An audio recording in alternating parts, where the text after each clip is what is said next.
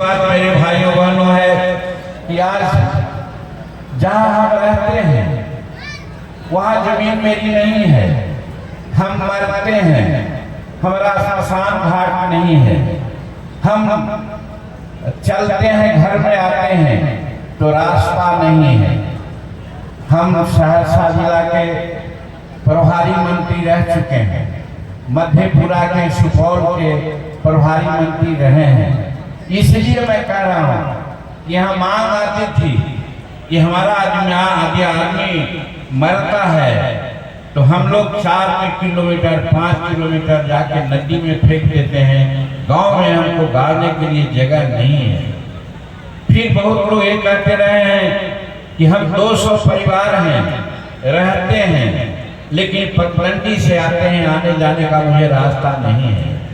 लोग कहते हैं कि जहाँ मैं बसा हुआ हूँ वहाँ पर जमीन नहीं है, हम कैसे घर बनावे। इसके लिए मेरे भाइयों, हिंदुस्तानी अवाम मोर्चा सेकुलर ने जब जीतन मांझी मुख्यमंत्री था तो कहा था हम 15 जनवरी 2015 की बात करना चाहते हैं कि हमारे व्यास जी यहाँ थे, भूमि सुधार के सेक्रेटरी। उनको हमने कहा था कि बिहार में 16-17 लाख एकड़ जमीन है।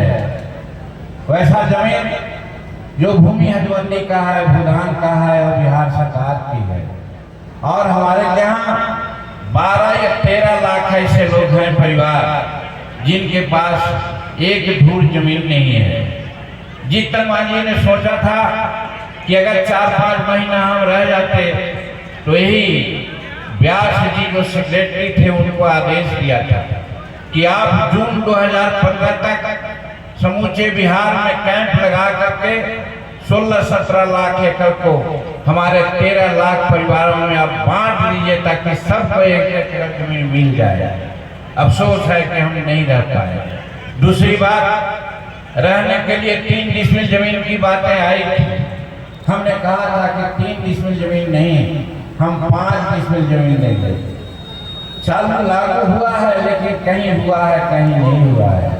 मेरे भाई को हमारे मन में बात थी, आज हम 17वीं शताब्दी में हैं, लेकिन हमारा क्या होता है? आज इंदिरा आवास मिले, प्रधानमंत्री आवास मिले, आज क्या उसका नक्शा क्या है?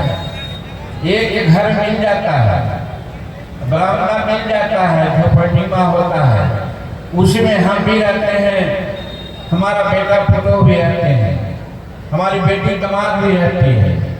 अब बताइए कि हम जानवर हैं क्या? लेकिन हमको जानवर के रूप में रखा जाता है। इसलिए मेरे भाइयों बहनों, हमने कहा था, भारत सरकार से जाकर के कहा था, नहीं चलेगा ये, कम से कम हमारे लोगों को 5 डिसमिल जमीन मिलना चाहिए।